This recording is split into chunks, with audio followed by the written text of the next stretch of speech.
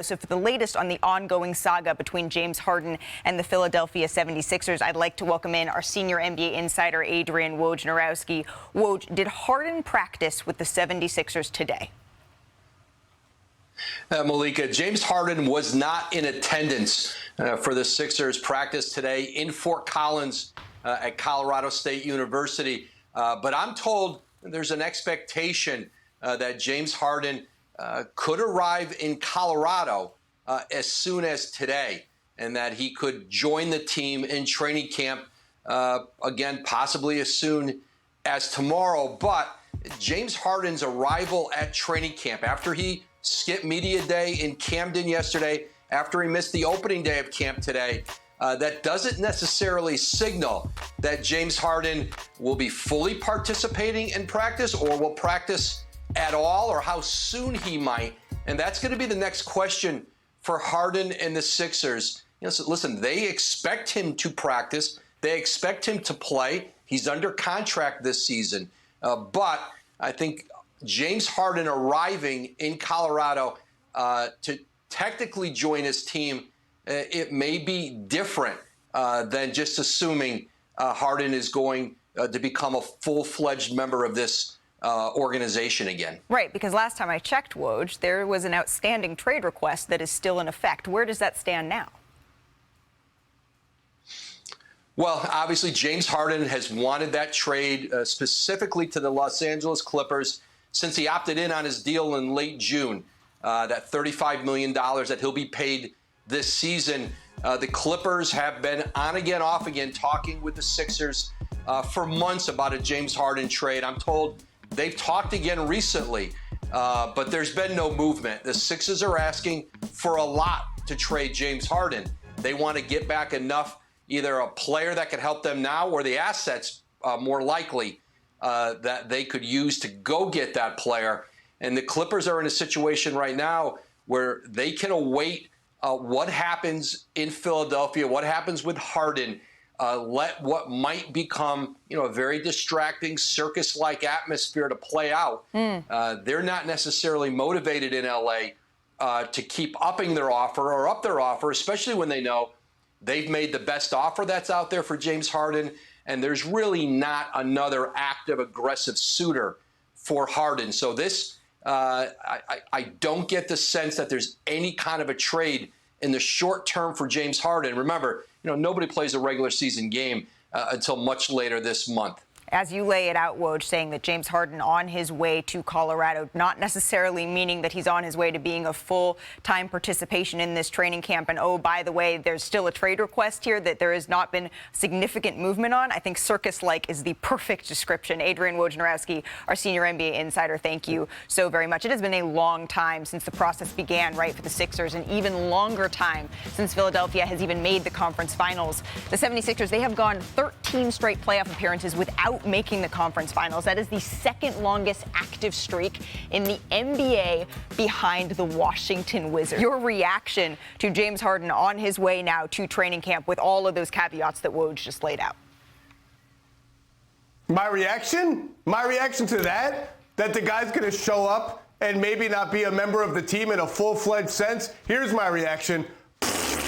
This is inevitable. He has to show up. The only reason he's showing up is because there's a clause in the CBA, a very obscure one, that says if he withholds services for 30 days in the last year of his contract, the Sixers can block him from entering free agency at the end of the season. He was always going to show up. He has to show up. And he was always going to potentially not be, as Woj put it, a full-fledged member of the roster. So showing up to me means nothing until he shows exactly what level of commitment he's going to have to the team. As for the Clippers, look, to me, this is about their 2 first-round draft picks that they can now trade. The 2 picks that have been unlocked finally after they've been in jail from the huge deal that brought them Paul George and Kawhi Leonard, 2028 and 2030. I think the Clippers think they probably need to make a move to truly compete for an NBA championship, which has been the goal the whole time and something they just haven't quite done in this sort of mini era. Those picks, though, they are clutching onto them for dear life because those picks are salvation. Those picks are their path back to some normalcy after having to cobble around Paul George and Kawhi Leonard. And I think Woj is right. Why should they just trade them both, boom, unprotected, when they know we might be the only team that's even looking at this guy seriously?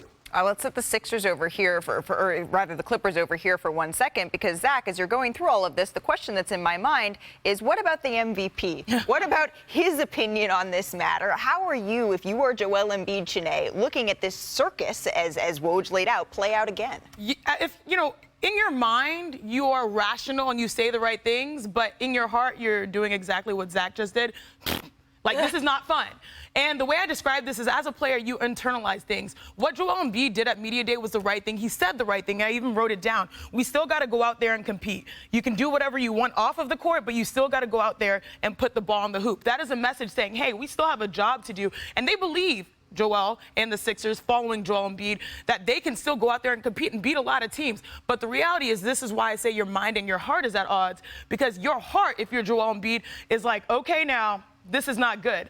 I do not want another wasted season. I am 29 years old. I am the defending MVP, and you put me in this position again, and that's why it gets to the game of desperation. As someone who has had a personal vested interest in all of this, going back to my Houston Rockets fandom, I've seen this play out before. He will show up, and it will be uncomfortable. It will get awkward really quick. But the reality is, it feels like there's no time on Joel's side, even though he's saying the right things publicly. And then the reality also is that market is very different for James, so the process just continues. And we've seen in the past with James Harden that he is comfortable with the situation getting uncomfortable. And as he sits around and does contractual jujitsu, fulfills what obligations he has to fulfill, he centers himself in the beginning of a new era for the 76ers. And my reaction is, it is so exhausting. Now the whole training camp, you've got everybody answering questions about James Harden. Yes. You've got Joel Embiid in a position where he has to walk a careful line. He doesn't want to insult his potential teammate. He wants to make sure people know it's a championship mindset on his team. He also has the back of his organization. He's got to be all these things. How does he focus on being great himself? So where's the urgency in this situation for the 76ers? And I think it all lays with Joel Embiid. Well, to your point, Roz, those questions are still being asked. In fact, they were asked to Nick Nurse moments ago. Yeah, well, I do know that he wasn't here today, right? And if he's here, like we've said on everything, we'll get ready to make some adjustments on everything. We'll see what happens, okay? Today, we just came in and practiced, so, we did that, and if he comes in, that'd be great, I love James, like I said earlier, or 2 days, that's yesterday? Jesus Christ. So that was yesterday, man, so I'm running on Eastern time. But, that'd be great, as a brotherhood, we'll love to see him, and right now we have to focus on practice today, so it was great. All right, Zach, so this is absolutely changing minute by minute, but if you were to choose, which situation is more likely? James Harden starts the season in a 76ers uniform on the floor, or we see a trade come to fruition? Which one are you going with? I guess the former, if your definition of on the floor is loose enough to include what Chiney referenced in sort of his dispirited play in Houston and then in Brooklyn when he feels like getting out of a situation, because this feels like it could take a while. That said, it only takes one phone call, but you're putting me on the spot. I'll say he's stuck on the Sixers. He shows up, and then the next step after that is the next mystery we have to see. Ja Morant joined the Grizzlies for training camp today after the NBA decided to allow Morant access to the team during his 25-game suspension. Now, Morant, he will be able to practice, travel with the team throughout his suspension, but he will be required to leave arenas prior to the tip-off of games here. So I'm back here with our Zach Lowe. And Zach, you said on the wildly successful Low Post podcast that you still think that this Grizzlies team can survive Morant's suspension here, can still be successful. What's going to be the key for Memphis to get through those 25 games?